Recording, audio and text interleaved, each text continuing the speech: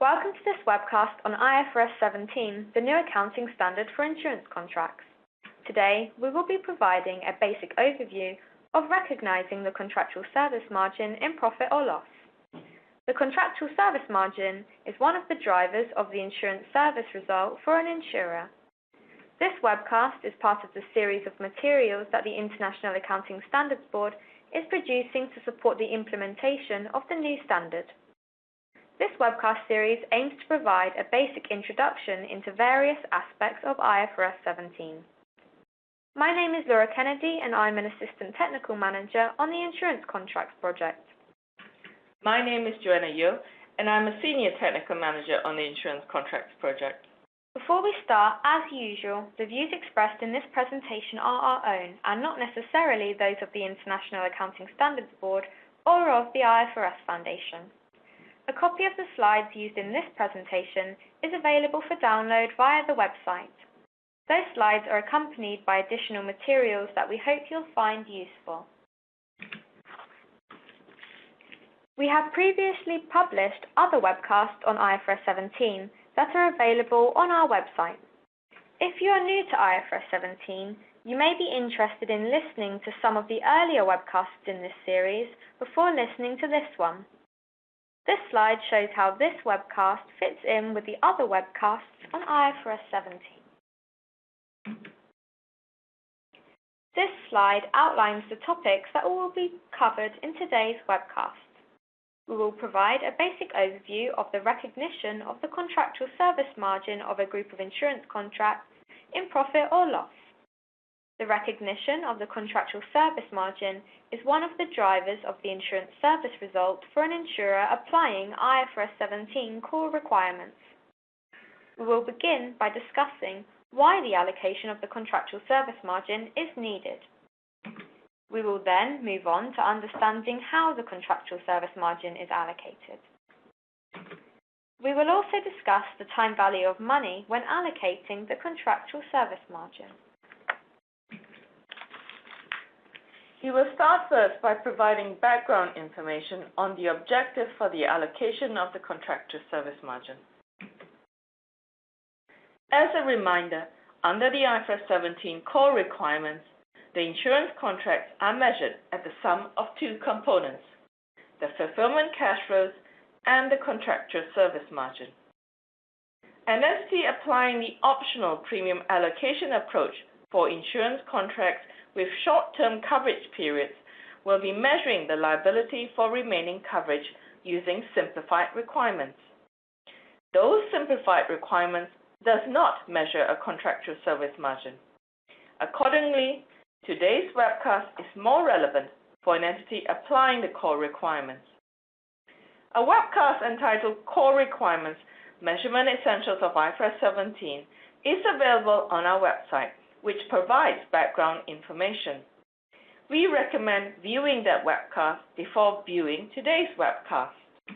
The second component, the contractual service margin, represents the unearned profit from providing services promised in the contracts.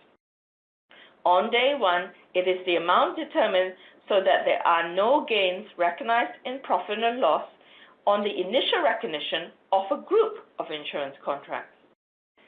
This webcast will discuss how the contractual service margin, sometimes called the CSM, is recognized in profit or loss subsequently. As a high-level reminder, the drivers of the insurance service result in each period is firstly the amount of the contractual service margin allocated and the changes in the risk adjustment for non-financial risk relating to services provided in the current and prior periods. We'll refer to the risk adjustment for non-financial risk as simply the risk adjustment. The risk adjustment is explicitly measured on initial recognition and subsequently. The risk adjustment is remeasured throughout the life of the contract and naturally is zero at the end of its life. Therefore, the amounts recognized in profit or loss are some of the changes in the amount of the risk adjustment recognized on the balance sheet during the period. Those amounts that are recognized in profit and loss reflects the margin or compensation an entity has earned for bearing risk during the current period. The amount in profit or loss also includes changes in the risk adjustment relating to claims incurred during the current and prior periods. In contrast, the contractual service margin is not re-estimated after initial recognition. Instead, the contractual service margin recognized in profit or loss is determined using a systematic allocation, which we will explain in today's webcast. The amount of contractual service margin recognized in profit or loss reflects the services provided during the current period. Another IFRS 17 requirement that affects the allocation of the contractual service margin is the unit of account of IFRS 17. The unit of account is a group of insurance contracts. This slide provides a high-level reminder of the IFRS 17 requirements for grouping insurance contracts. To find out more about grouping, you may find it useful to watch the previous webcast on level of aggregation, also available on our website. When insurance contracts are grouped, the entity keeps track of the unearned profit of the group. The contractual service margin is determined at a group level. Grouping insurance contracts results in the profit pattern for each individual insurance contract no longer being identifiable. The contractual service margin is not re-estimated after initial recognition, and the contractual service margin is recognized at a group level. Accordingly, we now need a way to appropriately recognize the contractual service margin to profit and loss for the services provided in the period. This is where coverage units come in.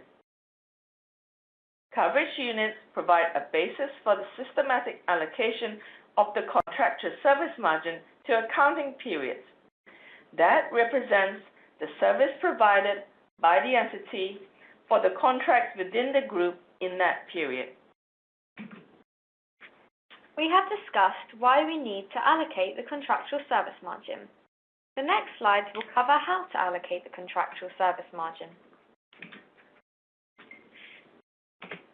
Before we discuss how to allocate the contractual service margin, this slide provides a reminder that the allocation of the contractual service margin is the last step in determining the closing balance of the contractual service margin for each reporting period. Before allocation, the entity will determine the balance of the contractual service margin amount to be allocated. The entity accretes interest and adjusts the contractual service margin for changes related to future service. A webcast titled Core Requirements Measurement Essentials of IFRS 17 is available on our website, which provides background information on this. This slide summarizes how an entity determines the amount of the contractual service margin to be recognized in a period. Firstly, an entity determines the amount of the contractual service margin to be allocated. As mentioned in the previous slide, the entity will need to update the balance of the contractual service margin, for example, by accreting interest and adjusting for changes related to future service. Next, the entity recognizes the allocated amount in profit or loss. To do this at the end of the reporting period, the entity will need to identify the number of coverage units applicable over the current and expected remaining coverage period, and allocate the contractual service margin balance equally to each coverage unit. The entity can then recognize the amount of the contractual service margin in profit or loss that is allocated to the coverage units provided in the period. We will provide simplified examples to illustrate this further later in this webcast. We will now discuss how an entity determines coverage units. What are coverage units? The total number of coverage units of each group is the quantity of coverage provided by contracts in the group over the expected coverage period. Coverage units are determined by the quantity of benefits provided by contracts in the group and the expected coverage duration of contracts in the group. When determining the quantity of benefits, an entity should not factor in the likelihood of when the expected insurance event occurs. To the extent that this affects the duration of the contracts, it is already factored in when the entity determines the expected coverage period. The Transition Resource Group on IFRS 17 has discussed how to determine coverage units at its recent February 2018 meeting and will also do so at its forthcoming May 2018 meeting. The papers and discussion at that Transition Resource Group is available on our website. Coverage units are assessed at the end of each reporting period. This assessment is done prospectively. This means that coverage units are determined at the end of each reporting period based on the information on that date. Consequently, coverage units may change between each reporting period. At the end of each reporting period, an entity shall assess for contracts in the group the expected coverage duration at that date, the quantity of benefits provided in the current and future coverage periods. During the period, coverage units may be impacted by new contracts joining the group and derecognized contracts. Let's now look at some simplified examples to illustrate some of the concepts we have been discussing. We now move on to 3 simplified examples to illustrate the recognition of the contractual service margin in profit or loss. To make the examples easy to understand, we have limited the number of changes. For example, we have assumed that interest is accreted on the contractual service margin at 0%.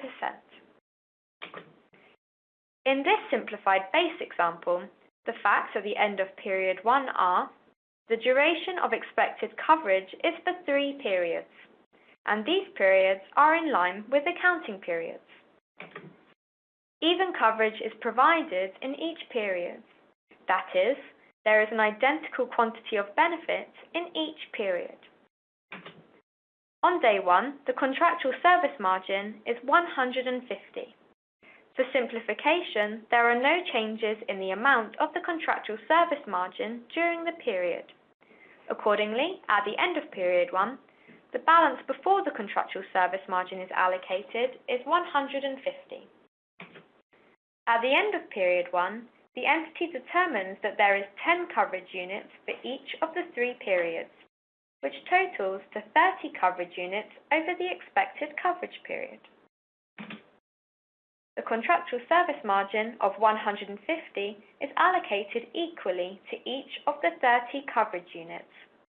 That's 5 to each coverage unit. The current period has 10 coverage units. Accordingly, the contractual service margin allocated to the current period and recognized in profit or loss is 50.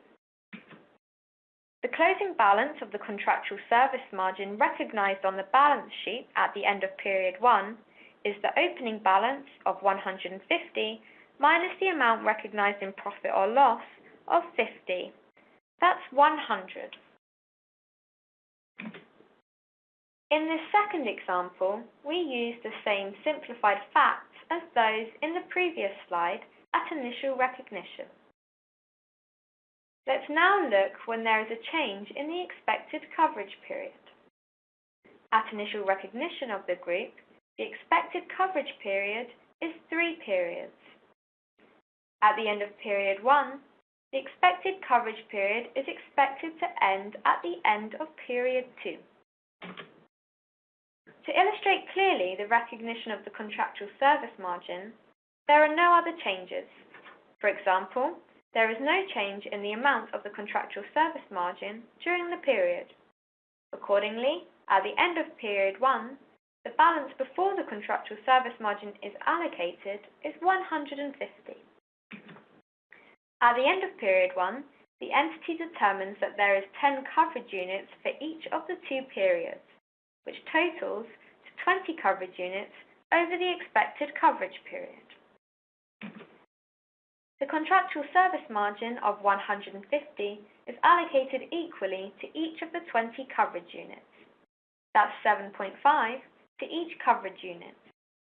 The current period has 10 coverage units. Accordingly, the contractual service margin allocated to the current period and recognized in profit or loss is 75. The closing balance of the contractual service margin recognized on the balance sheet at the end of the reporting period is the opening balance of 150 minus the amount recognized in profit or loss of 75. That is 75.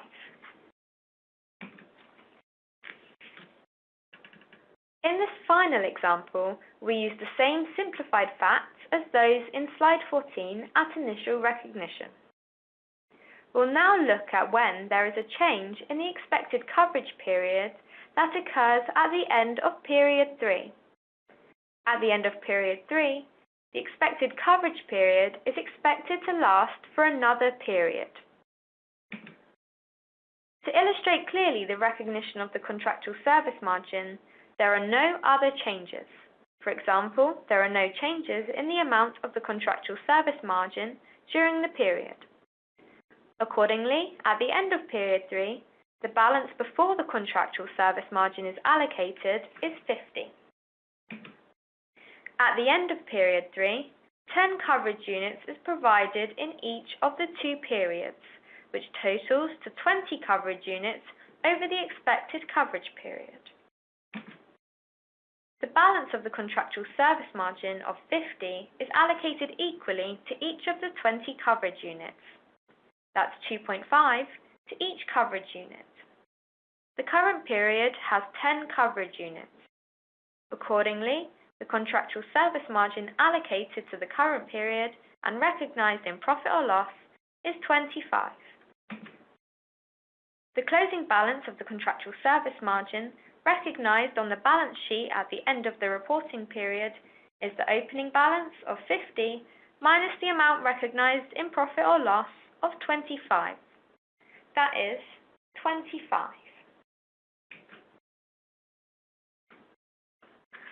So far, we have covered the main topics of this webcast, the objective of the allocation of the contractual service margin, and how to allocate the contractual service margin.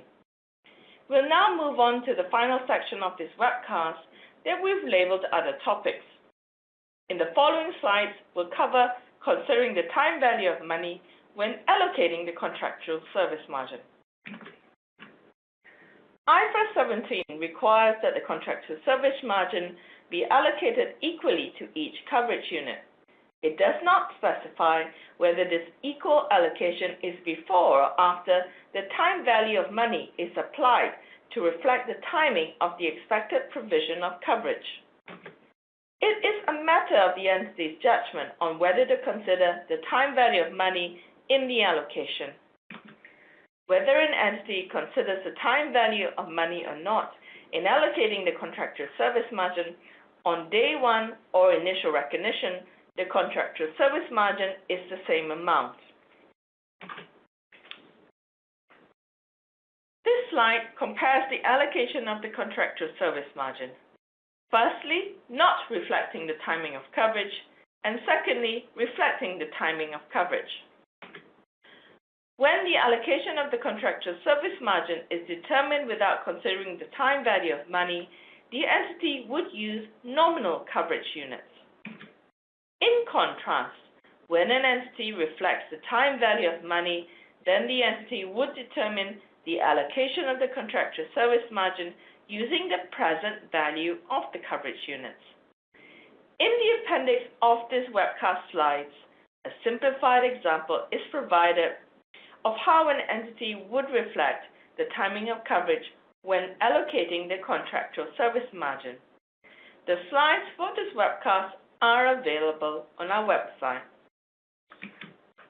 That's the end of this webcast, IFRS 17 allocation of the contractual service margin. We hope that you found it useful.